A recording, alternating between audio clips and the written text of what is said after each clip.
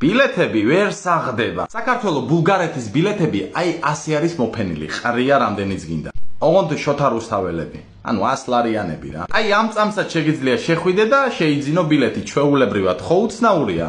ახლა არ ვიცი, ასე დაზუსტებით რაზე შემიძლია ვილაპარაკო რა პრობლემებზე ამ თამაშის ბილეთებთან დაკავშირებით. ბევრი ამბობს, რომ 100 ლარი ასეთი ბილეთებისთვის ძალიან ძვირია. არ დავეთანხმო ახლა, რომ 100 ლარი მართლაც ძვირია. თან ზედა იარუსზე ზიხარ. აი როგორ იარუსზე ზიხარ, იცი?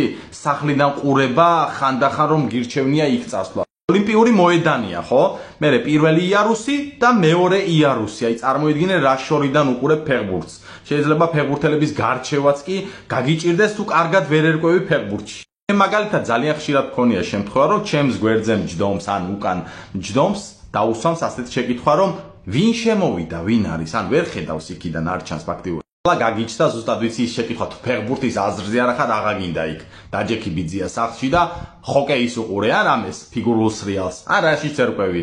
არა პროფესორო, ასეთი თავხედიც არ ვარ, აქაც გეთანხმები. ისევ მიუბრუნდეთ ღირებულებას, ბილეთის ფასს. ოჯახი ხართ ხო გინდა თამაშზე წასვლა მინიმუმ 300 ლარი მაინც უნდა გადაიხადოთ რომ ერთად დაესწრო თუ რა თქმა უნდა ახლა 2 და 3 შვილი არ ყავთ 3 თუ ყავთ რა თქმა უნდა 500 ლარი მეუღლე 3 შვილი და 500 ლარი ჩაიდე ჯიბეში მე იქ რაღაცას მზესუმზირა მოგინდება მიწისთხილი მოგინდება ბურბუშელა მამაკაცი ხარ ლუდი მოგინდება და რა ვიცი ამ კონკრეტული თამაშის ბილეთები როდის დაფასდება იცი თურქეთთან თუ მოიგებთ ბოლო შემიძლია ის თქვა რომ ასეთი ბილეთებისთვის 100 ლარი მე პირადად ძალიან მეძვირება.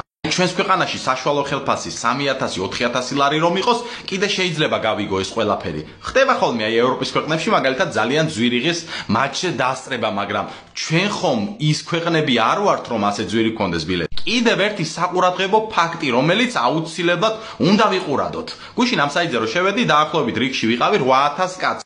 8000 კაცში რა თქმა უნდა არის შანსი იმის რომ 20 ლარიანი ბილეთი მაინც შეგვხვდეს ხო? თურქეთზე მხვდებოდა მსგავსი რიგით 20 ლარიანი ბილეთი, აქ რატომ ვერ მხვდებოდა? აბა მიდი გამოიცანი პროფესორო რატომ? ჯერ იყო გასასაღებელი ალბათ 70 ლარიანი, 100 ლარიანი ბილეთები და ამიტომ იმალებოდა ეს 20 ლარიანი და 40 ლარიანი ბილეთი. დასტური, ჩემი ძმა იყო 13000 კაცში რიგში და იმას ამოუგდო 40 ლარიანი ბილეთები და მე 8000 კაცში ვიყავი და არ ამომიგდო. პასუხი რა არის? დესერტი დავამატოთ, მეუღლე იყო რიგში და იმასაც 13000 კაცში ამოუგდო 40 ლარიანი ბილეთი. პასუხი რა არის? მე რომელიც 8000 კაცში ვიყავი რიგში, ამომიგდო პირდაპირ 70 და 100 და იმათ ამოუგდო 40.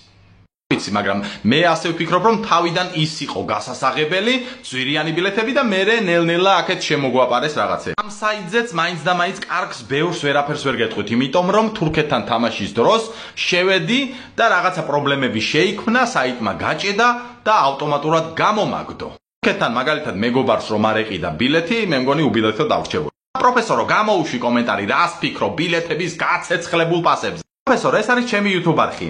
აი აქ უნდა შეხვიდე, თითი დააჭირო და გამოიწერო. 1000 გამომწერზე, 1000 გამომწერი ბევრი არ არის, ძალიან ცოტაა. მე თქვენთვის პირველ მაისურს გავათამაშებ. პროფესორო, მიდი, ნუ იქნები საჩოკი სამშობლოს თუ არა, ვიღაცას მაინც გამოადე.